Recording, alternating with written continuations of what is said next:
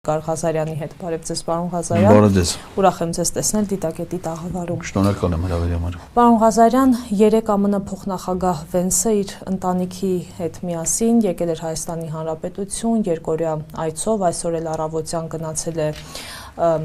Ծիծեռնակաբերդի հուշահամալիր եւ հարգանքի տուրք է մատուցել մեր անմեղ զոհերի հիշատակին, որից հետո պետք է գնա Բաքու։ Հիմա ինչ տվեց Վենսի այցը Հայաստանի Հանրապետությանը։ Ես չեմ կարծում, որ Վենսը այցելել էր Հայաստան, որ դա ինչ-որ բան տա Հայաստանին։ Վենսը եկել էր Հայաստան, որպեսզի այդ այցը ինչ-որ բան տա Միացյալ Նահանգներին։ Եվ որպես կանոն այդ այցերը հենց այդ նպատակով են, եւ Վենսը ոչ թե Հայաստան է եկել միայն, այլ եկել է Հայաստան եւ Ադրբեջան, միաժամանակ երկու երկիր։ Ընդ որում տարածաշրջանային այցից բաց թողնելով Վրաստանին։ Երբ որ 2005 թվականին ճիշտ հակառակն էր։ Միացյալ Նահանգների ոչ թե փոխնախագահը, այլ նախագահը այցելել էր Հարավային Կովկաս, բայց նա եկել էր միայն Վրաստան, չայցելելով Հայաստան եւ Ադրբեջան այն ժամանակ, երբ որ Ջորջ Բուշը նաեւ համանախագահող երկիր էր ներկայացնում Միացյալ Նահանգները, բայց նրան հետաքրքիր չէր փաստորեն այդ պահին կոնֆլիկտը այնքան, ինչքան որ Վրաստանի քաղաքական կողմնորոշումը, իսկ Վրաստանի քաղաքական կողմնորոշումը այդ պահին այն էր, որ պետք է հրաժարվել Ռուսաստանի հետ համագործակցությունից որևէ ձևով, Վրաստանը դուրս էր եկել ԱՊՀ-ի կազմից կամ այդ գործընթացի մեջ էր եւ մտադիր էր խզել իր հարաբերությունները Ռուսաստանի հետ առհասարակ, փորձելով լինել Միացյալ Նահանգների գործընկերը Հարավային Կովկասում։ Իհարկե Վրաստանը այդ քաղաքականությունը իրականացրեց 3 տարի ընդամենը, որից հետո սկսվեց ռուս-վրացական պատերազմը Բուշի այցից հետո, եւ այդ պատերազմից հետո Վրաստանը անդառնալիորեն կորցրեց իր տարածքը համարող Աբխազիան եւ Հարավային Օսետիան, վերջնականապես ըստ էության, որովհետեւ դրանք դրանից հետո ճանաչվեցին որպես անկախ պետություններ, եւ հիմա էլ մնացել են դուրս ամերիկյան օրակարգից։ Հիմա հերթը ոնց որ հասել է Հայաստանի եւ Ադրբեջանին, այդպիսի մոտեցում ըստ էության ցուցաբերելու, որովհետեւ Հայաստանն ու Ադրբեջանն են հիմա վերցրել Ռուսաստանի հետ հարաբերությունները խզելու եւ միասնական թուրքական պետության ստեղծման գործընթացին մասնակցելու համար, ինչը որ ուղիղ բխում է Միացյալ Նահանգների շահերից։ Իմ կարծիքով, եթե օբյեկտիվ ռեալ դատենք, Միացյալ Նահանգները առարկայական շահեր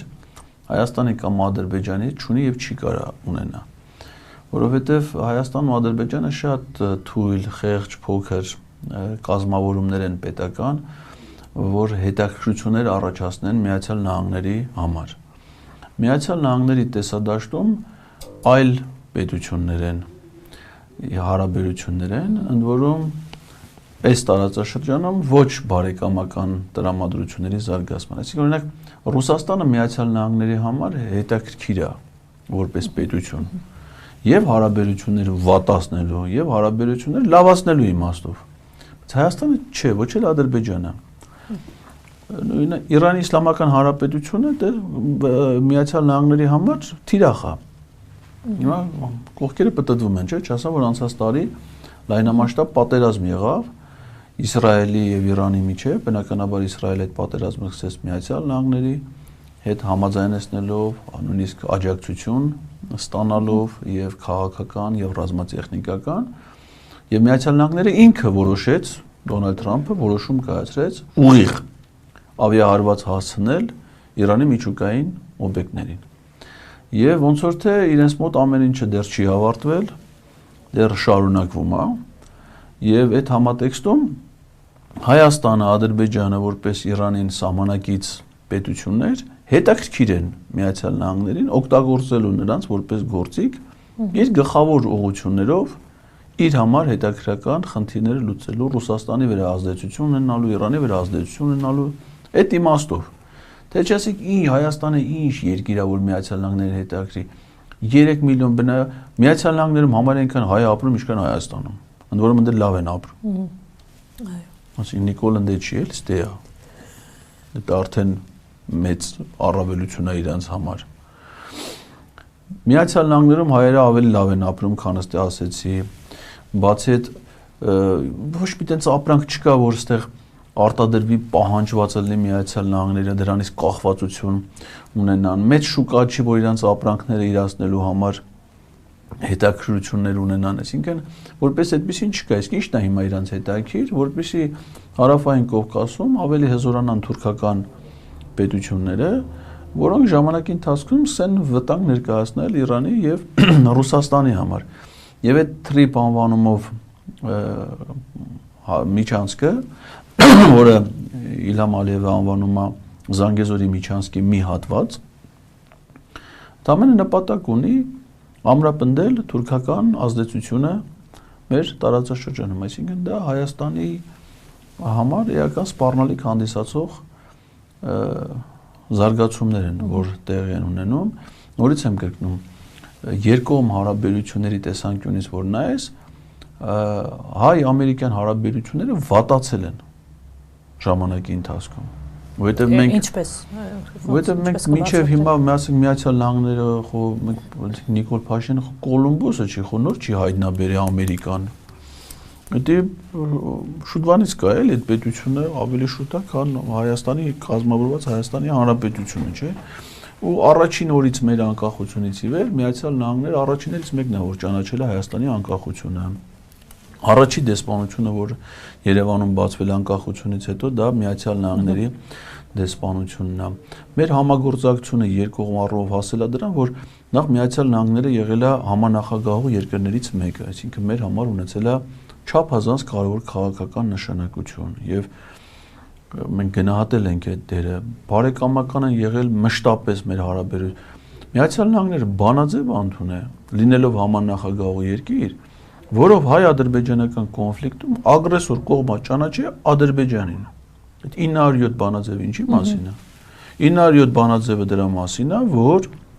Միացյալ Նահանգները չպետք է Ադրբեջանի հետ ունենա ռազմատեխնիկական համագործակցություն, որովհետև Ադրբեջանը ագրեսիա է իրականացրել Արցախի նկատմամբ։ Դա Միացյալ Նահանգներն են կայացրել, որ Միացյալ Նահանգներն են պետությունն է, որը կազմված է 50 նահանգից, որի գերակշիռ մասը, եթե չեմ սխալվում, 46 թե 47 նահանգ ճանաչել են հայոց ցեղասպանությունը, չասեմ, որ Միացյալ Նահանգները ինքն է հայոց ցեղասպանությունը ճանաչած պետություն, դա հարաբերությունների արդյունք է, չէ՞։ Միացյալ Նահանգների հետ Հայաստանը մինչև հիմա ունեցել է ռազմատեխնիկական համագործակցություն, ընդ որում կոնկրետ ուղղությամբ, ինչքան որ ինձ հայտնի է, մեր հատկապես ականազերծման, քաղաքացիական ականազերծման այդ գործընթացում մեր զինված ուժերի կարողությունները հիմնականում ստեղծվել, զարգացել, ամրապնդվել են Միացյալ Նահանգների հետ ռազմատեխնիկական համագործակցության արդյունքում։ Մեր սպաները ընդեղ են վերապատրաստում, անց այդ Տեխասի նահանգի գվարդիայի հետ համագործակցությունից Սուրեն Պապիկյանը չի դրա հիմնադիրը։ Միացյալ Նահանգների հետ մենք նաև ուղիղ ռազմական աջակցություն է ցուցաբերել Արցախին, ասենք աշխարհում քանի տենց երկիր կա, որ Արցախին ուղիղ ֆինանսական աջակցություն տրամադրել։ Դա եղել է Միացյալ Նահանգները, չեմ ասում Հայաստան համայնքական հիմնադրամը ամեն տարի, որ մարաթոններ անում, փող էր հավաքում, բերում ծախսում էր Հայաստանում, Արցախում։ Այդ փողի մեծ մասը որտեղ է։ Իհարկե, մինչև հիմա ամենամեծ բարերարը, գիտեք, չէ՞ ով է Հայաստան համայնքական, Սամվել Կարապետյանը։ Բայց ասենք հիմնական գումարը, որ որպես մարաթոնի ընթացքում հավաքագրվում էր, դա Միացյալ Նահանգներում կազմակերպող այդ մարաթոնի ընթացքում էր հավաքել։ Էլ չեմ ասում Քրքորյան ազգային հերոս, որը հարյուրավոր միլիոնավոր դոլարների ծրագրեր է իրական։ Ասենք եթե Միացյալ Նահանգների կառավարությունը բացասական վերաբերմունք ունենար, նա կթողներ իր քաղաքացի խոշոր գործարին Հայաստանում, նա ոչ միայն թույլատրել է, այլ այդ ծրագրերը համարվել են բարեգործական եւ այնտեղ ազատվել են հարկերից։ Իսկ դա ըստ էության Քրքորյանի միջոցով իրականացվել է Միացյալ Նահանգների ուղիղ ֆինանսական աջակցությունը, ել չեմ ասում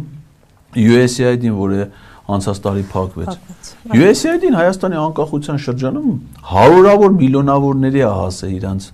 աջակցության, տեխնիկական աջակցության, մարդասիրական ծրագրերը, որոնք դրա։ Իսկ USAID-ին դա Ամերիկայի Միացյալ Նահանգների կառավարության ուղիղ ֆինանսական աջակցություն ա եղել Հայաստանի կառավարության։ Դրա հարյուրավոր միլիոնավոր, այս ամեն ինչ ինչի մասին է խոսում։ Բարձր մակարդակի երկկողմ քաղաքական, տնտեսական, այլ ոլորտներում ռազմատեխնիկական համագործակցության մասին։ Դրանցից որ մեկը կա հիմա։ ԵԱԿ-ն, Մինսկի խումբի համանախագահությունը լուծարվել է, USAID-ն փակվել է։ Ինչ, ասենք մենակ խոսելով խոչի։ Հիմա ասենք ինչի մասին որ հիմա խոսում են, առաջի տպավորությամբ նրանց իրանք փորձում են ներկայացնել, հետո էությունը դիտարկում ես, հասկանում ես, թե այնտեղ ինչ է կա։ Ասենք օրինակ տարել են նախագահական նստավայրում փակ սենյակում մի դրոն են ցուցադրում։ Ասենք դրոնը տեսել ես բաց տարածության մեջ ցուցադրեն, վարժանքում ցուցադրեն, չէ՞, ասենք սենյակային դրոնը ո՞րն է։ Ասենք հիմա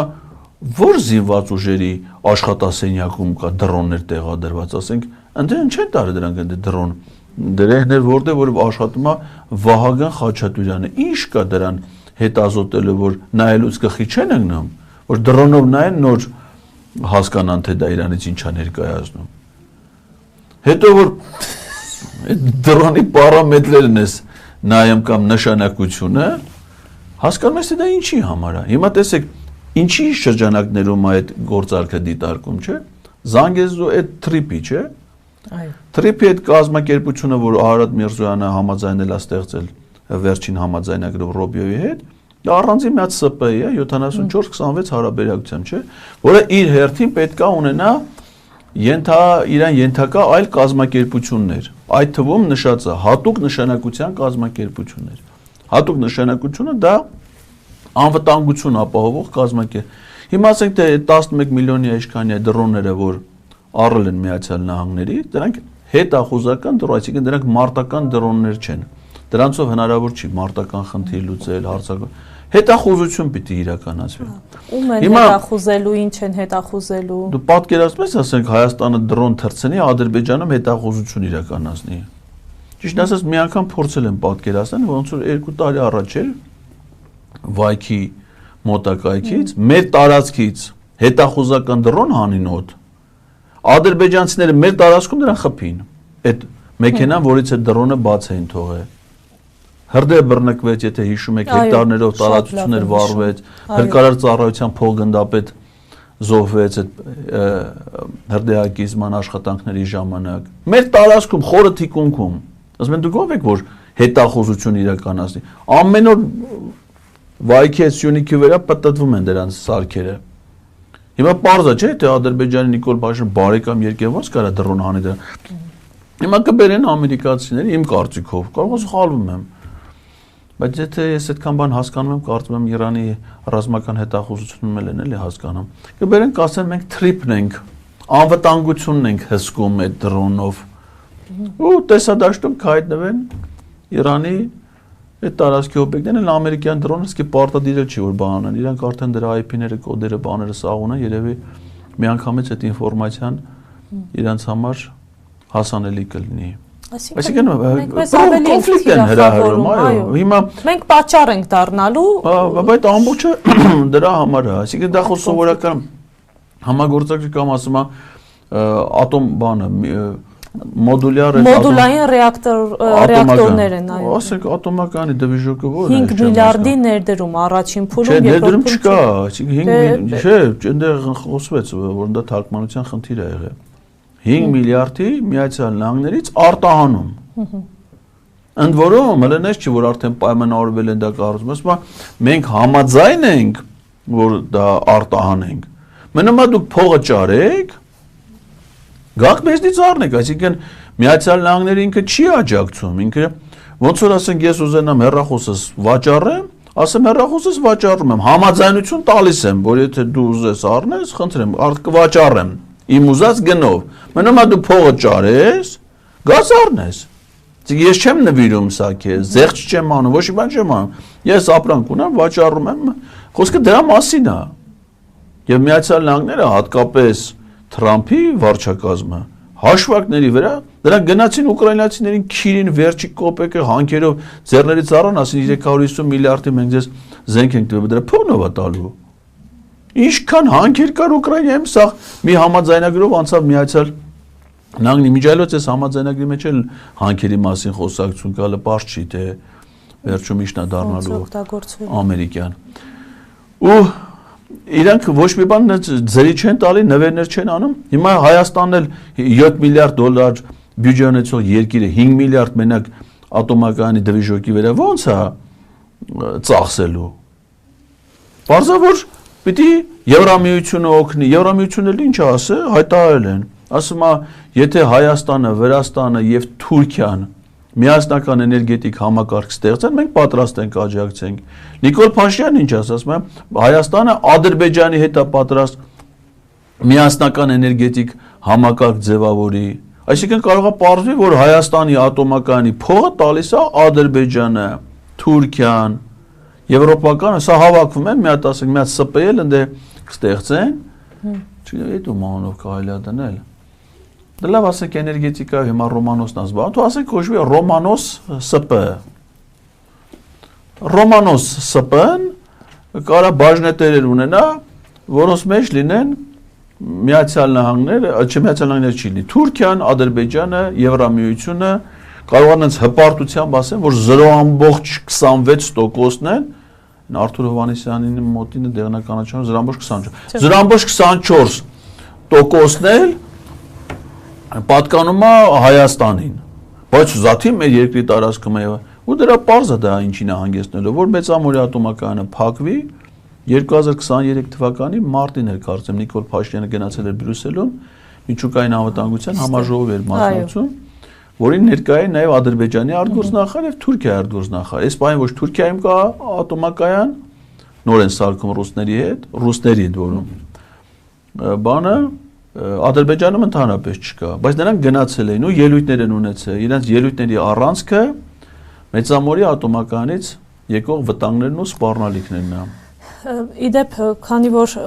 Վենսի այցի մասին էինք խոսում, օրինակ ԿՊԱ-ական պատգամավորները ասում են, որ սա պատմական այց էր Հայաստանի Հանրապետություն, այնպես են ներկայացում, կարծես թե եթե Վենսը եկել է Հայաստան, վերջ, մենք ամենակարևոր երկիրն ենք այս աշխարհի վրա, երկրագնդի վրա։ Իհարկե, այցը կարևոր է, ես ասում, բարձր մակարդակի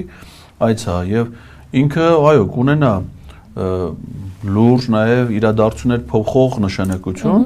բայց ռիսկեր կա, որ դա կարող է ունենա այնպիսի պատմական նշանակություն, ոնց որ Ջորջ Բուշի այցելությունը ունեցավ Վրաստանի համար։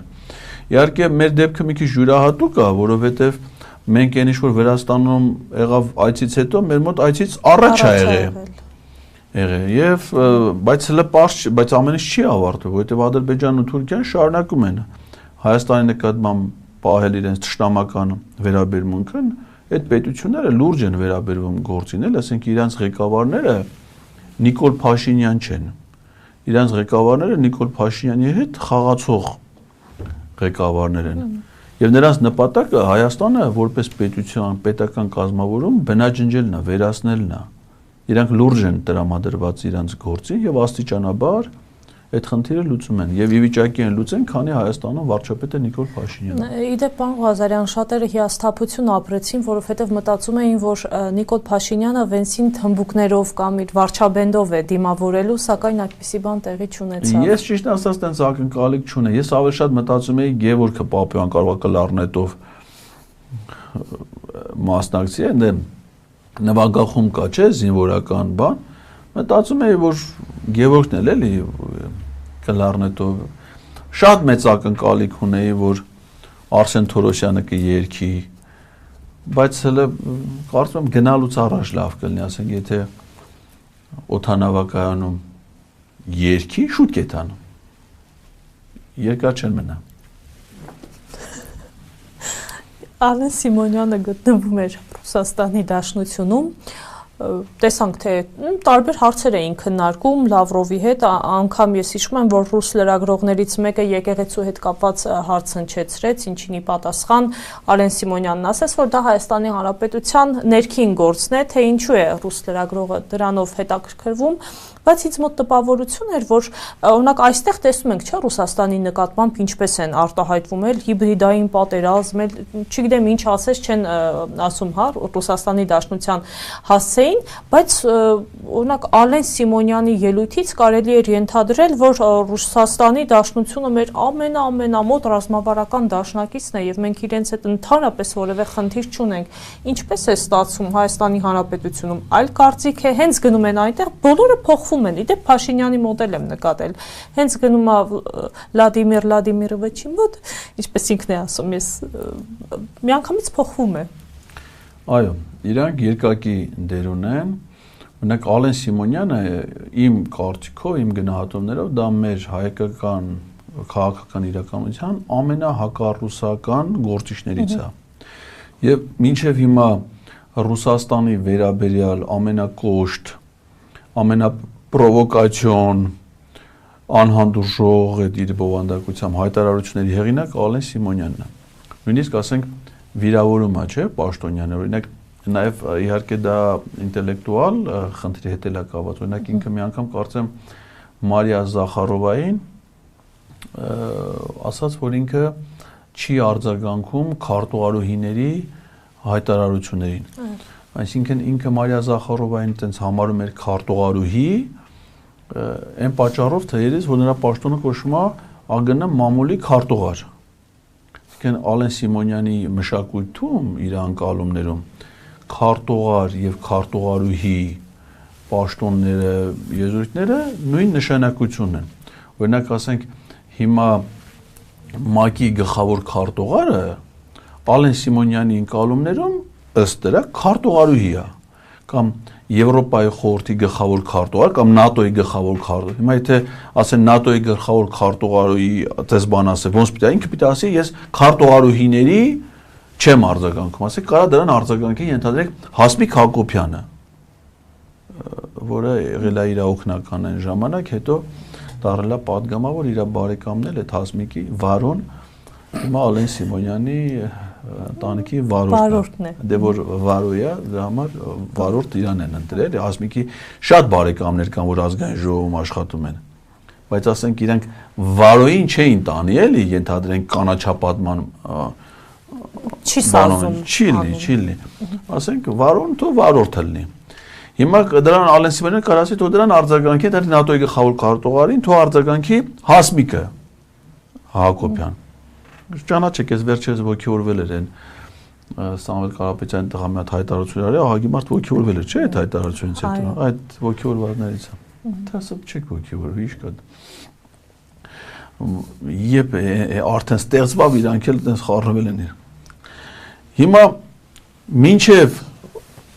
Ռուսաստան գնալը նա կոշտ, հենց պիտի Ռուսաստան գնացել էր Factor TV-ում, մեղմացրել այդ հայտարարությունները, մի փաղաքշական։ Գնաց Ռուսաստանում տապալեց ստեցան, դա նրա հանդիպումները, բանակցությունները կարելի է տապալված համ։ Այսօր կարծեմ ինքն էլ է, չէ՞, ճեպազրություն ասել, որ Լավրովի հետ հանդիպումը լարված մթնոլորտում է, անցե խոչելն էի, ծեծեի, այսպես բաները։ Ասենք միշտ դիվանագիտական հարաբերություն հանդիպումների արձանագրումները նույն որ հանդիպում անցավ չէ բարեկամական, կառուցողական մթնոլորտում։ Իսկ այդ կարգի արձանագրումները արդեն վատ բան, բայց դու գնացել ես իբր հարաբերություններ զարգացնելու համար, եթե գնացել ես լարվածություն թեժացնելու, չես դու գնացել, թող գնային մարդը, ով որ կարա այդ հարաբերությունները զարգացնեն, գյոզալի պես դեսպան ունենք այսօր մենք Ռուսաստան շատ ուժեղ դիվանագետ Արսենյան Գուլմանը։ Հա, բա իհարկե ինքը դեռ Վահան Կոստանյան չես ասի, որ ինքը այդքան փորձառություն, այդքան հասել է, հասունացել է, բան։ Բայց էլի փառքաստու։ Հիմա ինքը, տեսեք, ինչ գնացել է, ինչքան է լավացրել հայ-ռուսական հարաբերությունները, բան, բայց նա Ալեն Սիմոնյանը գնաց, սա փչացրեց, թողեց եկավ։ Մենք իհարկե հիմա սարկազմով ենք այս ամեն ինչին վերաբերվում, բայց սրա մեջ էս շատ լուրջ այդ վտանգները եւ Ռուսաստանը, Իրանը դրանք այն երկրները չեն, որոնց հետ եւ նաեւ Միացյալ Նահանգները, ես չեմ կարծում, որ Հայաստանի եւ Միացյալ Նահանգների հետ հարաբերությունները հիմա բարեկամական են։ Ուղղակի պիտի մի քիչ սպասենք, տենանք, թե նրանց սրանք երբ են խափում, էլի ոնց են խափում։ Այսինքն եթե մարդը քաղաքական իշխանությունը Փաշինյանին անազնիվ է, այդ անազնվությունը ցանկացած ժամանակ ցանկացած կողմի հետ հարաբերություններում կարա դրսևորվի։ Իսկ մեծ երկրների հետ տենց չեն վերաբերվում, տենց չի կարելի, ոչ մեկի հետ չի կարելի։ Պարոն Ղազարյան, դուք եղել եք բարձրաստիճան պաշտոնյա, ինձ հետաքրքիր է օրինակ,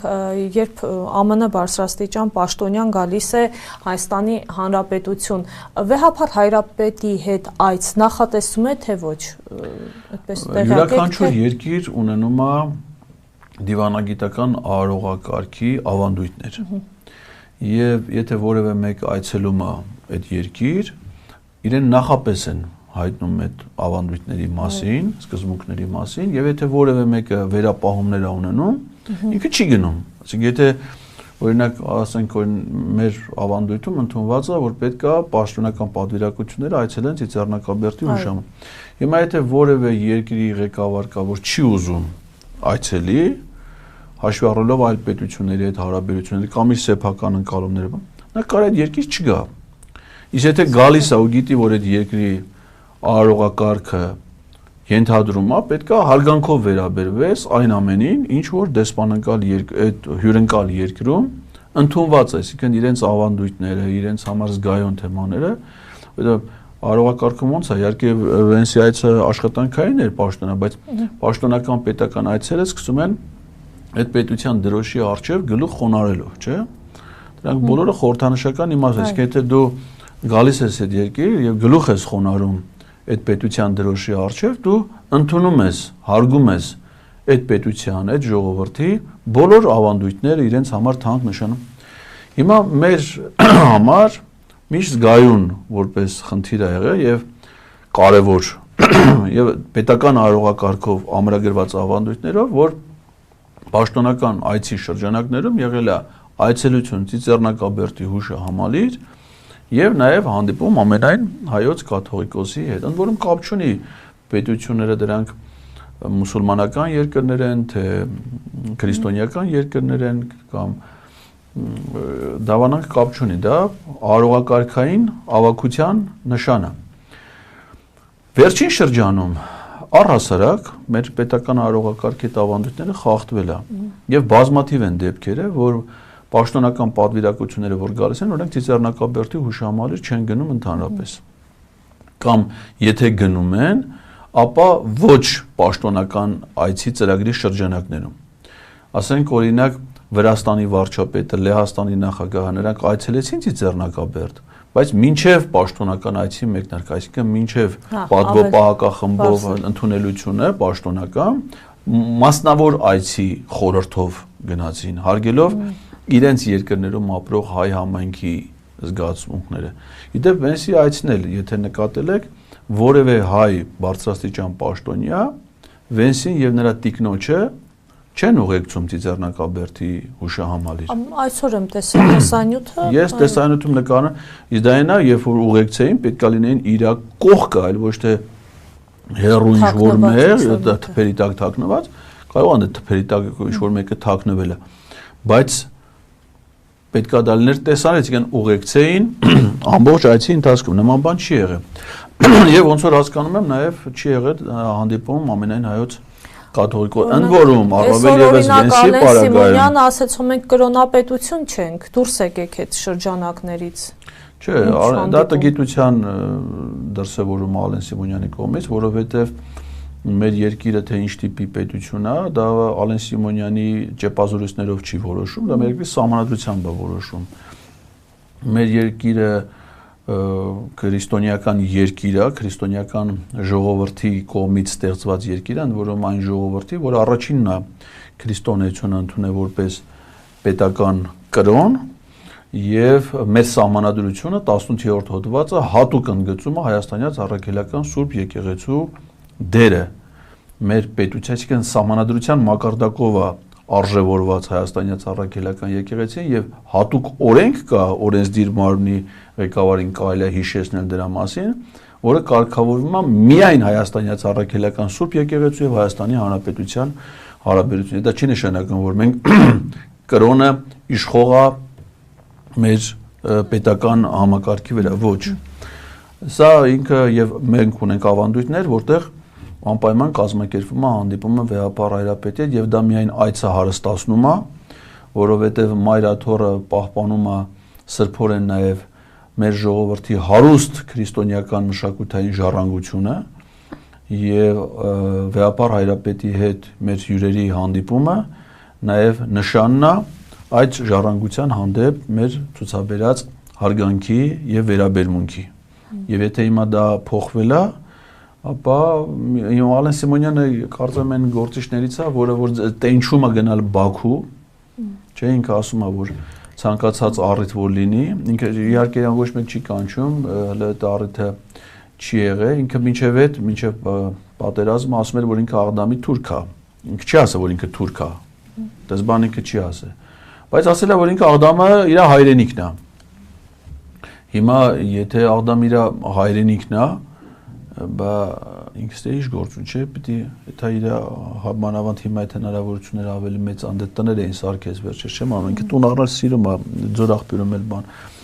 առնի Երևանի կենտրոնում էլ էր առել տնես ոնց որ տներ սիրում է առնի, չգիտեմ Աղդամում այդ որ նորակառու շենքեր էր սարքել եւ այնտեղից ինքը տուն առել է, թե չէ մանավանդ վախտալնում որ ինքը չի առնում, ասենք մայրն է առնում, օրինակ մայրը ձոր աղբյուրում որ առել էր, Հայկոնում բանկից էր Գոնե կարային Հայկոնում բանկից վարկվերցնեին, Ադամում էլ մի հատ տուն առնեին, ինք չի ասել, որ ինքը թուրք է, ես ուղղակի ասում եմ, որպես որ ինքը ասել են իր հայրենիքն է, այդ իմաստով։ Հիմա ասեք, որ ինքը գնա հաջողություն լինի իր կյանքում, որոնց հասկանում, եթե դա լինի հաջողություն կլինի իր կյանքում։ Կարծում եմ, եթե իրան առաջարկի, որ ինքը հանդիպի Ալաշուքյուր Փաշազադե, չի մերժի։ Եվ չի ասի, ինչա կարող է դուք կրոնապետություն եք, որ ինձ բան եք անում։ Կարծում եմ ինքը կգնա կհանդիպի Ալաշուքյուր Փաշազադեի հետ։ Պարոն Ղազարյան, գերիների հետ կապված ՑՄ ազատազրկում 20 տարով ազատազրկում են Արցախի ռազմաքաղաքական ղեկավարությանը դրանից չեմ հիշում, կարծեմ դրանից հետո Նիկոլ Փաշինյանն ու Ալիևը արժանանում են Զայեդ մրցանակի խաղաղության ջանքերի համար երկու երկրների այո առհասարակ ինչ խաղաղության մասին է խոսքը, եթե մենք այսօր Բաքվում ունենք ապօրինի պահվող գերիներ։ Ուրեմն նախ նրանք այլևս գերիների այն կարգավիճակը ստացան մեր գերիները, որ նրանց սպառնում է ՑՄ անազատությունը Բաքվի բանտերում, ինչ որ դուք ասում եք 20 տարի, դա ընդամենը այդ որոշումը կայացվել է Բակո Սահակյանի եւ Արկադի Ղուկասյանի պարագայում, այն էլ Ադրբեջանի օրենսդրության պահանջներից ելնելով, որտեղ դրանց օրենքներում, եթե մարդը 65 տարեկանից բարձր տարիք ունի, ՑՄ չեն ազատազրկվում, դրա համար են 20 Բայց դե պարզ է, որ 65 տարին լրացած մարդու համար Բաքվի բանտում 20 տարվա ազատազրկումը դա նույն ՑՄ-ն է, այսինքն իրականության մեջ բոլորն էլ ՑՄ են դատապարտվել եւ նույն ճակատագիրն էլ վստահեմ սպառնում է նաեւ Ռուբեն Վարդանյանին եւ սա Ադրբեջանի համար մեր իրականության մեջ դա ամենասարսափելի բանն է որովհետև Հայաստանից դեպ ոչ մի արձագանք չի եղել դատավճռից հետո, որևէ կերպ չեն արձագանքել, իսկ դա ինչ է անում Ադրբեջանը, դրանով ինքը ընդունում է, ասում է, որ Արցախի պետությունը, պետական կազմավորումը, հանցավոր կազմավորում է եղել։ Այսինքն դրանով իրանք դատել են ոչ թե անհատների, այլ դատել են հայ ժողովրդին ընդհանրապես։ Դատել են Արցախյան շարժումը, որը Նիկոլ Փաշինյանն ասում է դրա վերջը մենք տվել ենք, չէ՞, Արցախյան շարժում չի լինում։ Իրանք դատել են Արցախյան ողջ ազատամարտը, մեր ժողովրդի հերոսական պայքարը։ Այդ դատավճռով դատված են բոլոր նրանք, ովքեր որևէ ձևով կապված են եւ առնչություն են ունեցել Արցախի, նրա ազատության, նրա պայքարի հետ։ Այդ դատավճռով դատվել եմ նաեւ ես, որովհետեւ ես նույնպես այցելել եմ Արցախ, որպես մարզպետ համագործակցություն ենք ունեցել Քաշաթաղի շրջանի հետ։ Այդ դատավճռով դատապարտվել եք դուք, որովհետև ես հիշում եմ ձեր ռեպորտաժները 44 օրյա պատերազմի ժամանակ։ Այդ դատավճռով դատապարտվել են բոլոր այն երիտասարդները, ժամկետային զինծառայողները, այդ թվում Նիկոլ Փաշինյանի որդին, ովքեր որ զինվորական ծառայություն են իրականացել Արցախի պաշտպանության բանակում։ Անկախ դրանից նրանք շարքային են եղել, սպաներ են եղել, գեներալներ, հրամանատարներ։ Այդ դատավճռով դատապարտված են բոլոր կամավորականները, երկրապահ կամավորականները, ողջ թե մեռած, բոլորը, այսինքն սա մեր ժողովրդի դատավճիռներ, որը Նիկոլ Փաշինյանը արտոնել է, ընդ որում ասեմ դա նաև իրան է վերաբերում, եւ ես չեմ բացառում այն հեռանկարը, որ հարաբերությունների զարգացման ինչ-որ մի փուլում Նիկոլ Փաշինյանը կդառնա ադրբեջանական հատուկ ծառայությունների ուղղաթիռի ուղևոր։ Եվ մենք հնարավոր է տեսնենք նաև այն կադրերը, որ Ադրբեջանի ԱԱԾ աշխատակիցները նրա գլուխը ներքև պահած նրան տանում են դեպի քննիչի հետ հարցաքննության, որովհետև եթե մենք դա տեսել ենք Բակո Սահակյանի, Արկադի Ղուկասյանի, Արայիկ Հարությունյանի եւ մյուսների պարագայում Նիկոլ Փաշինյանը նրանց առնվազն երկուսի պաշտոնավարման շրջանում Նիկոլ Փաշինյանը եղել է Հայաստանի վարչապետ, Բակո Սահակյանի եւ Արայիկ Հարությունյանի։ Այցելել է պաշտպանության բանակի զորամասեր, առաջնագիծ, պատերազմի ժամանակ եղել է Արցախում, ղեկավարել է մարտական գործողություններ, հանդես է եկել մարտական կոչերով։ Այսինքն նա պիտի հասկանա, որ այդ վճիռը նաեւ իրան է, ու հիմա Ալիևին գծնելը ոչինչ չի փոխում։ Արայիկ Հարությունյանն էլ էր կատարում Իլհամ Ալիևի պահանջները։ Ռուբեն Վարդայանին պետնախարարի պաշտոնից իմ առաջարկով չի հանել Արայիկ Հարությունյանը։ Նրան պաշտոնից ազատել է Իլհամ Ալիևի պահանջով։ Արայիկ Հարությունյանը Արցախի ժողովրդի պահանջով կամ սեփական գիտակցությամբ չի հրաժարական ներկայացրել։ Նա արել է այն պահին, որ Իլհամ Ալիևը ասաց, որ Արցախի բոլոր ինստիտուտները պետքա վերանան։ Այս որ ինքը չնայած կատարեց Իլհամ Ալիևի պահանջները, բայց դարձավ ադրբեջանական հատուկ ծառայության ուղղաթիռի ուղևոր։ Եվ որպեսզի Նիկոլ Փաշինյանը չդառնա այդ ուղղաթիռի ուղևոր, պետքա հիմիկվանից մտածի դրա մասին եւ հեռանա իշխանությունից, որպեսզի մեր ոստիկանության հատուկ ստորաբաժանումների տրանսպորտային միջոցի ուղևոր դառնալով գոնե իր պատիժը կրի հայկական բանտերում, այլ ոչ թե ադրբեջանական։ Իսկ քանի դեռ դա տեղի չի ունեցել, Արցախի ռազմաքաղաքական ղեկավարության սպառնալիքը նորից եմ ասում վերաբերել է Հայաստանի բոլոր ժամանակների ռազմաքաղաքական ղեկավարությանը։ Իդեպ ասեմ, այդ ինչ որ ասում եմ, դա ենթադրություն չի։ Ադրբեջանի գլխավոր դատախազը հայտարարել է, որ այն գործով, որով նրանք դատվեցին, այդ գործը ունի անջատված մաս, որով հիմա քննությունը շարունակվում է։ Եվ այդ գործում մեղադրելի կարգավիճակ ունեն իմ կողմից թվարկված բազմաթիվ անձինք, այդ թվում Վազգեն Սարգսյանն ու Մոնթե Մելքոնյանը։ Շնորհակալ եմ շատ հետաքրքիր հարցազրույցի համար, պարոն Ղազարյան, բայց այստեղ ընտրությունների հետ կապված մեզ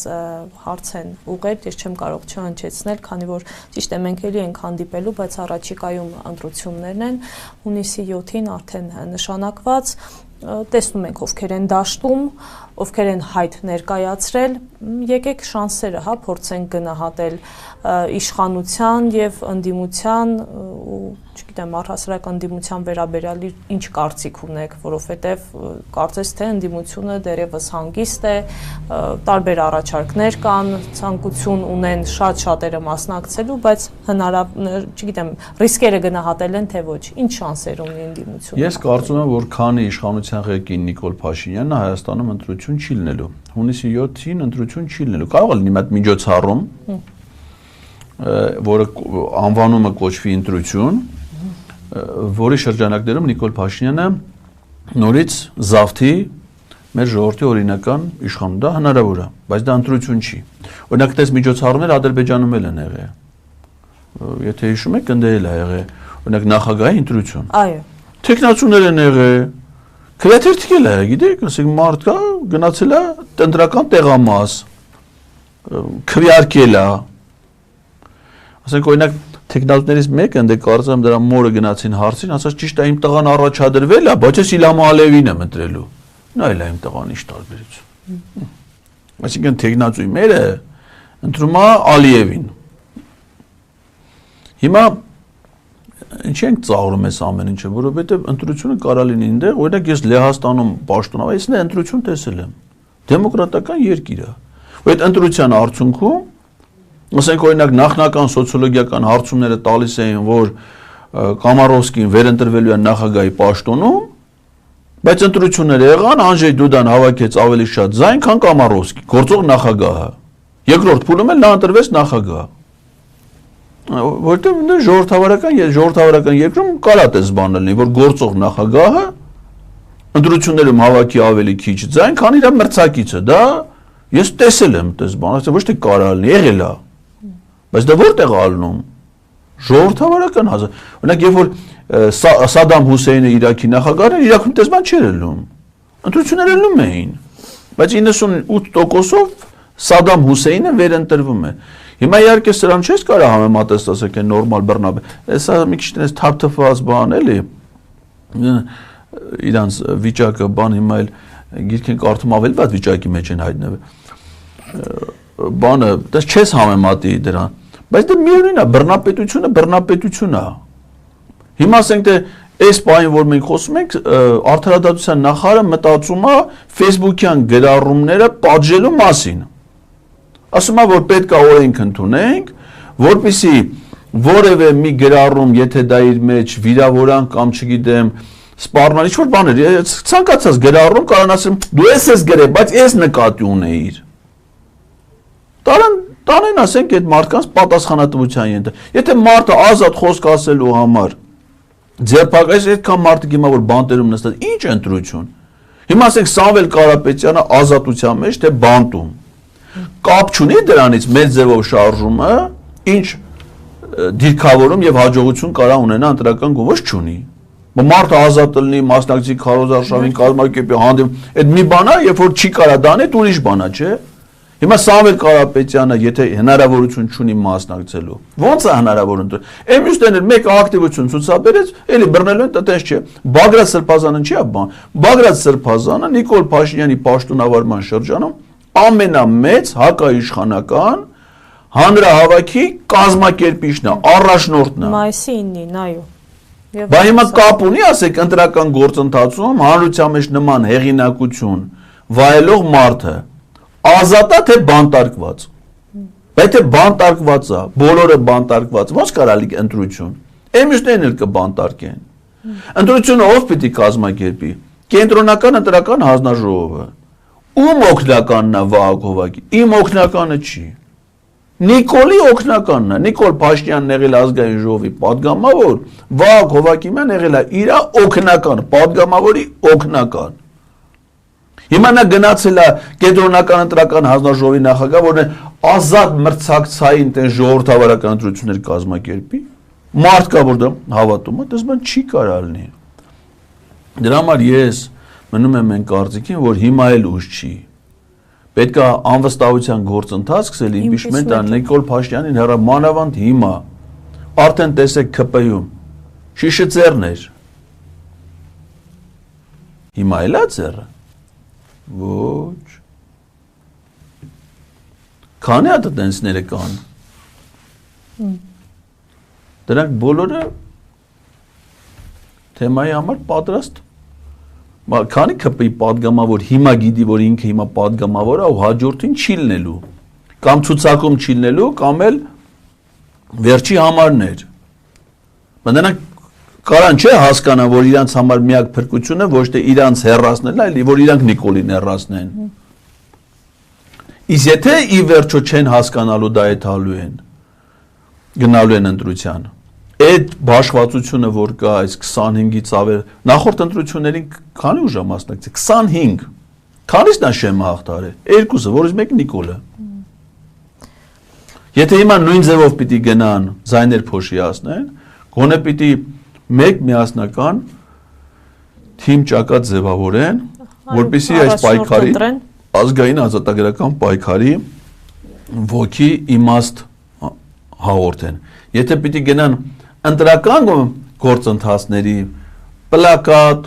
գովազդ, նախընտրական քարոզ հանդիպում ընտրողների հետ, Գնացեք հանդիպեք։